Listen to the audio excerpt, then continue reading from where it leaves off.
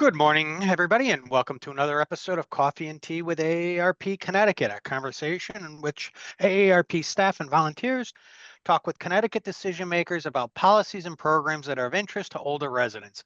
My name is John Erlingheuser, and I'm the Senior Director of Advocacy and Community Outreach here at AARP in Connecticut. And I'm very pleased to be joined today by one of our great AARP Connecticut volunteers, Cathy Mathis. Thanks for being with us today, Cathy. And do you want to tell the folks a little bit about what you do for AARP, a little bit about your own background and everything before we start our great conversation today? Sure. I've been a facilitator with TaxAid for about 15 years, and I'm an instructor for driver safety. I've been doing that about 7 years, but I'm a retired teacher, also retired from the Department of Social Services here in Connecticut. That was a wonderful experience for me. I'm a Westbrook resident, and also I took care of my mom who had dementia. She lived with me here in my home for 12 years. Oh, that's great, Catherine. And that just is just a great example for everybody who's watching to see what kind of great, wonderful AARP volunteers that we get who really want to give back to their community and get involved in things and have such a wealth of knowledge and information. So, Catherine, thanks for all you do for AARP. So now it's also my pleasure to welcome State Senator Julie Kushner of the 24th District. Senator Kushner, thank you for being with us this morning. And why don't you tell us a little bit about your background, maybe outside of the legislature, and anything you want our viewers to know about you, the towns you represent, anything like that. Thank you, John, and thank you, Cathy, both of you, for being here with me today and asking me to do this interview. And Cathy, I want to particularly thank you for being a teacher, because we know how important teachers are in everyone's life. So thank you so much. I live in Danbury, Connecticut. I've lived there about 31 years, and the 24th District serves all of Danbury, about half of the residents of Richfield, and about 60% of the residents of New Fairfield. I have been in office since 2018. I was elected in 2018 and started in 2019. And I have 3 kids and 4 grandkids.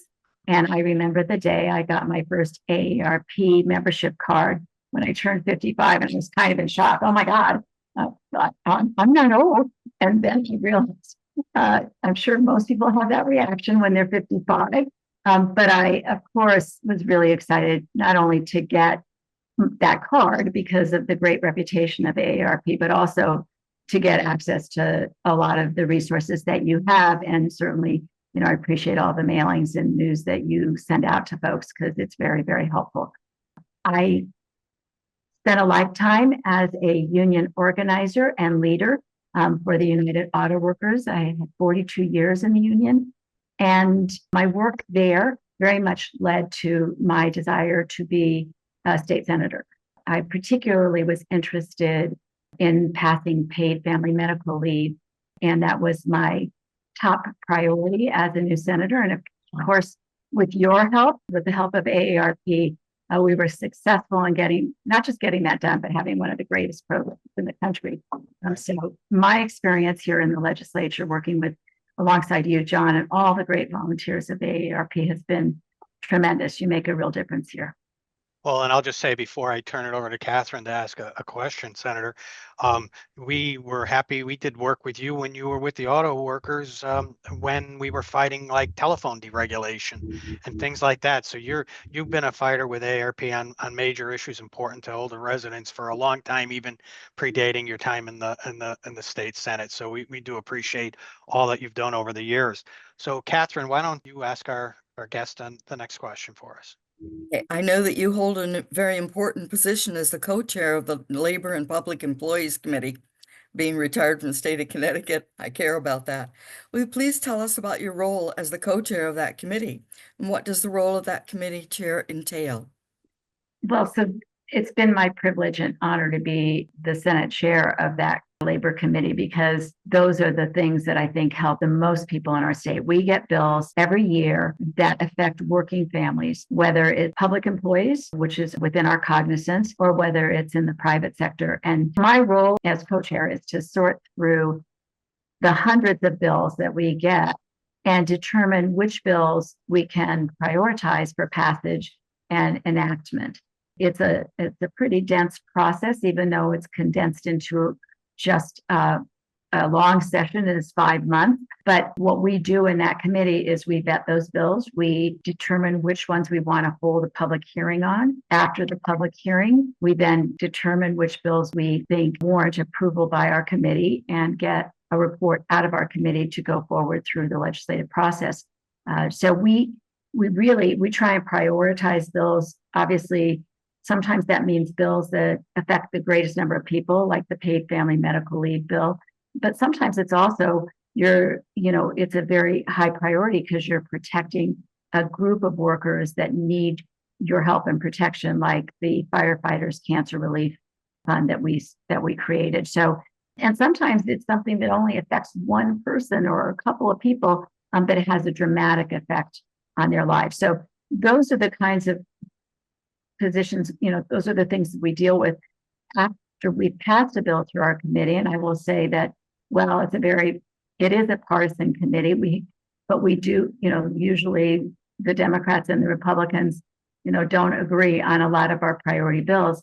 But there are other bills that we do have unanimous agreement on that sometimes come through. I will say that the committee is a very tight-knit committee. And so after we passed a bill, we all are very committed on the committee to really see it through. And so the next step of the process is if it has to go to a different committee, we work with those committee members to explain it to them and help them get it through their committee. And then ultimately we work with all of the senators or if it's a House bill, all the House members and leadership to make sure this comes to the floor. Well, that's really important work that you do. And AARP, we've come before your committee quite a bit. And in fact, in your role as chair of the Labor Committee, you work on some of the issues that are really, really important to AARP. You mentioned a couple. We'll talk about them in a minute. But I said this year, I came before the legislature's Committee on Labor, along with one of our great volunteers, Tim Ryan, and we testified on the Connecticut Retirement Savings Program, otherwise known as MyCTSavings, something that's near and dear to AARP's hearts and we've championed for a long time. Why don't you tell us a little bit about the legislation you have and regarding MyCTSavings and what the MyCTSavings Program is all about in the first place? Thank you. Well, I think it's a great program too. Unfortunately, too many people that are working today do not have retirement programs through their employer. And we know that the best way to ensure that someone's going to have retirement savings is through a payroll deduction at work. It's very rare for people who don't have access through work to actually set up an IRA account. And so the MyCTSavings Program is a program that today every employer with 5 or more employees that does not have either a pension plan or some kind of 401k program is required to forward a payroll list to the comptroller's office and to inform employees that they will be participating in MyCTSavings. Every employee has the right to opt out if they choose not to participate. Otherwise, there is a deduction that will be made from their paycheck and it goes into an individual IRA Roth account for their savings. And this is critically important, particularly with young workers who don't think about the future and what it's going to be like to live on Social Security. It is critically important to have additional savings. So this is a program that we have really only seen, it's been worked on for many, many years, but it's really taking off now. And the comptroller is doing a good job of getting employers enrolled in that program and thereby establishing these accounts. What we're doing this year is very exciting.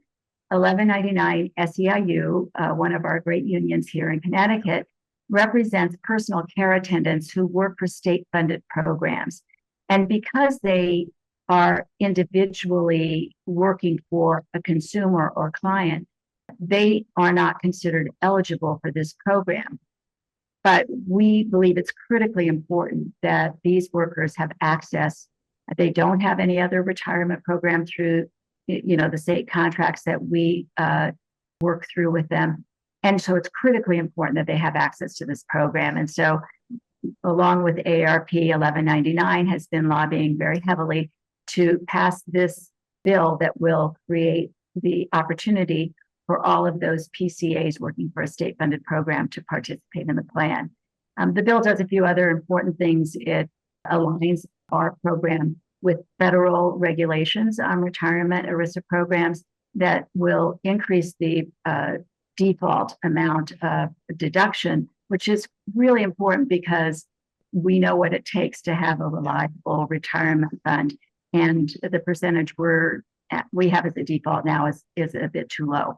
And it also allows the comptroller to issue notices of non-compliance. And ultimately, if an employer does not come into compliance, then they can be fined. So it's a great bill. I'm very excited about it. You can see I'm well versed on it because I believe we're going to bring this out in the Senate very, very soon. And that's exciting for me. And then the work will be in the House to get it done. But I'm confident that this is the year we're going to get this bill passed. Well, and that's great. I mean, and it's important for folks out there to know this costs businesses nothing, costs the state of Connecticut nothing. And with about 30,000 people participating now and the expansion with the PCAs, that'll only bring costs down for the individual savers even more. And with the compliance piece, it'll allow more businesses to actually participate, bringing more access to those low and moderate wage workers who often have nothing, as you said. So this is really exciting. We've been working on this for so long, and we're so happy that you're bringing this bill out. I know you got it through the Senate last year. We're hopeful we can get it through again, and then we'll work to make sure we get it through the House. So we really appreciate your work there. So Catherine, why don't you ask Senator Kushner another question for us? Right. I'm glad that you mentioned caregivers as part of that. Last year, you were champion of a piece of legislation that AARP worked on, and it is very important to caregivers. In fact, AARP was proud to recognize you as a legislative champion for your work on that bill. Please tell us about that law and why its expansion was so critical. The paid sick days bill that we passed last year expanded the bill that was passed in 2011 to provide paid sick days to a small segment of our workforce. Now, through the passage of our bill last year, paid sick days, 40 hours per year, has been expanded to every worker in the state of Connecticut. So let me explain. If your employer already had paid sick days, you are already entitled to those, then this really doesn't affect those employers. It might affect some of the usage, but not the amount of hours that are required to be paid. With this bill, every worker in the state of Connecticut now is qualified, must have at least 40 hours off if someone in their family or they themselves are sick. And it's critically important. We had been one of the first in the nation to pass a paid sick days bill in 2011, but we had fallen so far behind other states because it was so limited in who was eligible for coverage under that law. So the paid sick days bill is critically important. And I think we learned a lot how important it was during COVID. Even with this fabulous paid family medical leave program, a lot of workers were required to isolate or stay home when they were exposed or when they had, even without symptoms, had COVID. And those workers did not qualify for the paid family medical leave program. That's reserved for serious critical illnesses. And we found out how many workers don't have paid sick days when that hit them, and they were just, living paycheck to paycheck and couldn't make ends meet. So we think this bill is a fantastic improvement, and it went into effect January 1st. And I'm very excited that we got that done. And again, thank you so much to AARP for your help and support in getting this passed. Well, and that's a companion bill to the legislation that you were critical in getting passed, that you've mentioned on the paid family medical leave law that AARP worked on. And people often say, matter of fact, opposition in the legislature, why is AARP getting involved in these issues? It's not your lane. Well, it's our lane because I mean, both Catherine and I can testify being a family caregiver for both of our mothers who had Alzheimer's and dementia for multiple years, and live-in caregivers, that you have help coming in the house. Frequently those are people who don't have the benefits that you fought to get them, and they're going to work sick sometimes and putting other people at risk, and that's not stuff that we need to have happen. And that's why this is so critical, to have that paid sick days, to have that paid family medical leave. And we're so grateful for it because of, it's not just a benefit for those low wage workers, but it's critical to the caregivers, both paid and unpaid, and to the people that need care. So we really thank you for all of that work on those issues. And, we're going to continue to fight for them as you keep moving forward in your role in the Senate. So, you serve on a bunch of committees. We talked a lot about your stuff in labor. You're vice chair appropriations committee. You're on the children's committee, the education committee, executive and legislative nominations. You're on the public health. I'm not quite sure when you have any time for anything in your personal life, but we know it's a difficult task to deal with all that. What are some of the priorities that you're working on from those committees, maybe this session that we haven't touched upon? Well, yes, I serve on a lot of committees, and one of the committees that I've been, one of the bills that I'm really interested in this year is SB1. And while that's a bill in education, I also serve on education. Education covers early childhood as well. And as you probably are aware, the governor has an approach to early childhood education that will start a fund that will be built up over a period of years to provide universal childcare. And there are other approaches to this as well that are being debated in the legislature. And Senate Bill 1 is a critically important bill this year to make sure that we come together with a bill that everyone can support that will increase opportunities for accessible and affordable and high quality childcare, because that's an area here in the state that is really lacking. We know that there are great programs out there, but there's not enough slots, not enough funding to really reach all of the families that need access. And, one of the key issues in childcare has been, and we've been trying to deal with this, has been low wages. And so providing funding so that we can increase the wages of childcare teachers and assistant teachers is critically important. So that's a very important bill to me and to my colleagues. And I know that this is going to be, I hope this is going to be an exciting year on that front as well. In public health, we have also a very high priority, what we call aircraft carrier that will have a lot of different important initiatives covered in it. But there I'd like to talk about two things. One, we have a real effort by one of our representatives, Representative Kai Belton, is leading the efforts around maternal health care. And that's a really important initiative that I support, and I'm excited about the work that's being done on that this year. But I'm also going to go off script a little and talk about a bill that is not going forward this year, but that I feel is critically important, and that's in public health. That's the Aid in Dying bill. And we did have that bill pass through the Public Health Committee in past years, and it's gotten stuck. And this year it became all the more important to me personally. My mother passed away just a few weeks ago, and it was a situation where she might have been in a position to really fight to live longer if we had been assured of her ability to make a choice if the quality of life was so poor. And she didn't have that option. And as a result, she chose to go off of antibiotics because it was just too painful to continue. And so, I have had that very personal experience that we could have encouraged her. We could have said, keep at this, keep fighting this infection, had she known that there was an option for her down the road if life was just too miserable. And so I feel very strongly that that's another bill that we need to work on and come back to, because I think people should have those options and choices, especially at age 96, where we would have loved another. We were really rooting for 100 because she was in great shape up until the time of this infection. So I know that's off script. It's very personal, but it's something that I'm sure a lot of members of AARP are thinking about. Sure. And this is an open forum, and we give people the ability to talk about what they're working on and what is important to them and their constituents. So we appreciate you bringing those issues up. So are there any other major priorities that you're working on this year that maybe aren't on the committees that you think is a priority or is important to your constituents, whether in the state or just in the 24th district? Well, I think the probably overarching issue right now that affects everyone in the state and is something that I've been very involved in is the budget. This is the budget year, and clearly we have many, many challenges.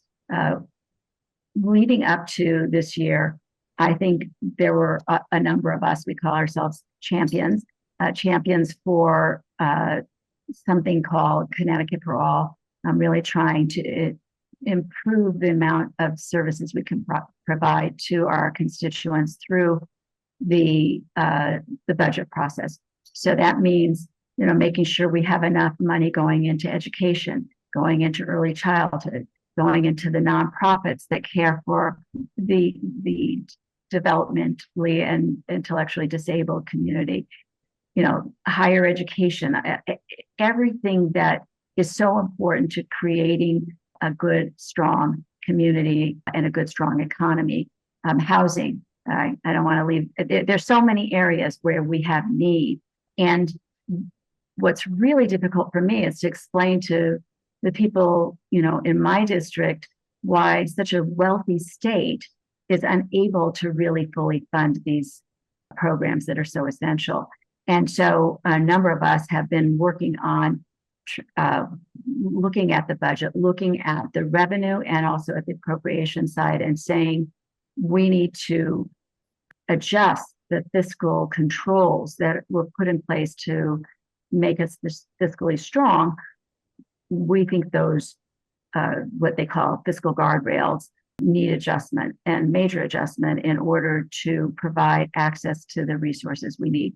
I'm also a big supporter of increasing revenue on the revenue side, looking at ways that the wealthiest among us in this state can contribute more to really making sure our state is strong. And so that's been a real focus of myself and really most of the legislatures this year. We also, I think, are hit with a real crisis in terms of the funding that we believe we will be losing. A lot of funding we've already lost. Hundreds of millions have already been lost from federal funds to Connecticut that are counted on by schools, museums, libraries. And this funding is really, it's really scary what's happening. And so I think that has added a new element. I think there is some willingness to adjust guardrails, but I want to make sure we go far enough. A good example is our nonprofits. I was just at a fundraiser with Ability Beyond in my community, a great organization that provides amazing care and programs for the intellectually and developmentally disabled people in our community. And, we know that the nonprofits need, substantial increase in the funding in order to provide the care that they do, the quality care that they do.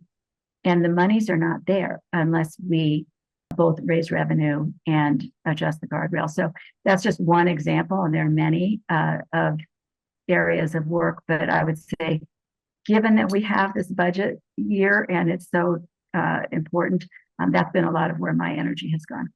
Well, and that's great. And we haven't even scratched the surface on Medicaid cuts the state of Connecticut and what that may do to public health in Connecticut. Absolutely. So. And I didn't mean to leave that out. Actually, that's usually no. We don't know what that's going to be yet. Even that's the problem. But here's what I want to say about Medicaid rates, or Medicaid in general. We know that people are having difficulty accessing doctors and the healthcare system because the reimbursement rates in Connecticut are so low. And that had been one of the grand plans for this session, to make a major investment in increasing the reimbursement rates. And now, everybody's a little bit on hold with that because we don't know what's going to happen from Washington. But clearly, that's something we have to do regardless of what happens in Washington, because people have to have access to healthcare. And that's a compact we've made for decades and decades, and we're losing that battle because unfortunately we haven't funded enough the rates and the other needs we have in Medicaid. Absolutely. So before we close it out, Catherine's got one more question that she's going to ask us. Okay. AARP volunteers have testified before the General Assembly in the past, and are very active in the legislative process.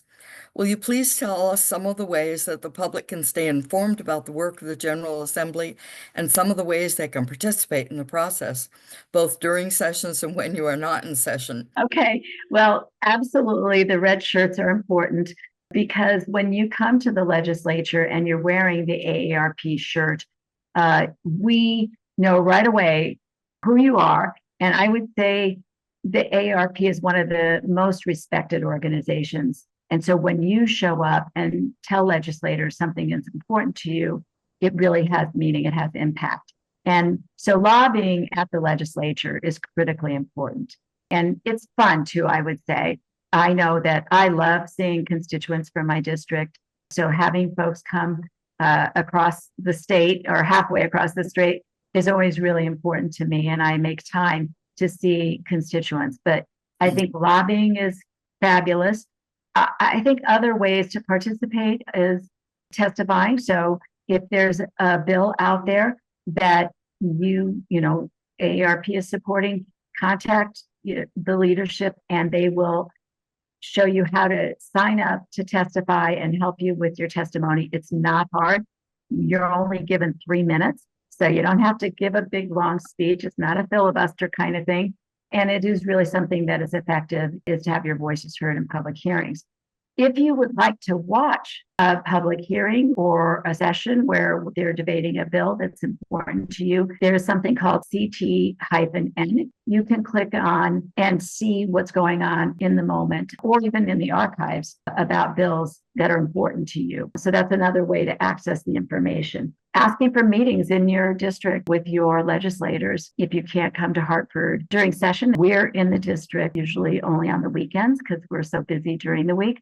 But we make time for constituent requests. And a lot of times now that we have Zoom, maybe we can't connect in person, but connecting on Zoom has really helped us to reach out and to meet more people. So those are a number of things that you can do. Senator, and the Zoom feature is so great, particularly for public hearings as well, because we have so many members that can't, for one reason or another, they don't have access to transportation, physically not able to trudge around the Capitol, but they can get their voice heard in a hearing by logging in with Zoom and participating that way. So, those are some of the positive benefits of what happened during COVID was, with the technology, we were able to get people more connected. And a lot of that was due to legislation that you all championed, when it came to telehealth and everything else. So we do appreciate all that. So anything you want to offer before we close out, Senator Kushner? I'll just say that for all of you listening who are members of AARP, one thing I want to make sure you know is that when I decided to run for the state Senate, I was 66 years old. Okay, so I wasn't a kid. I did never have this as my life plan to be an elected official, but I was highly motivated because I had a vision of what I would like to see in the state of Connecticut, in my own community. And particularly, I had an agenda. And it was paid family medical leave and raising the minimum wage and fully funding education and addressing climate change. It was a pretty large vision of what I would like to see for our state. And I was highly motivated to run for office at that time. So I guess my message, especially to those members of AARP, is it's never too late. And it has changed my life. I was able to continue the work that I had invested 42 years of helping working people continue it on a grander scale in some ways, where when we raised the minimum wage, I had negotiated lots of contracts with, increases for 5 workers or even 2,500 workers. But when we increased the minimum wage in Connecticut, it impacted 330,000 workers. And so, it's been a very rewarding experience. And so I just want to encourage all of you to consider how you might get involved. Even if you think it's too late, you're too old. You're never too old. No, and that's a great message for AARP folks, because our volunteers all know that it's never too late, because that's why they get involved in pick up the fight. So I want to thank you, Senator Kushner, for all you've done, as you said, to change people's lives both in and out of the legislature. You've been a great partner to AARP. I also want to thank Cathy Mathis and welcome her to the advocacy team. She's been doing so much for AARP with our tax aid preparation and her driver safety over the years, and welcome her to our advocacy team and all that she does. And I also want to thank all of you for tuning in to another episode of Coffee and Tea with AARP Connecticut. Join us again for future episodes and catch back episodes on demand right here on our Facebook page or on our YouTube page. You could scan this QR code to become an e-advocate and help us advance policies important to those 50 plus in Connecticut. So thank you and have a great rest of your morning.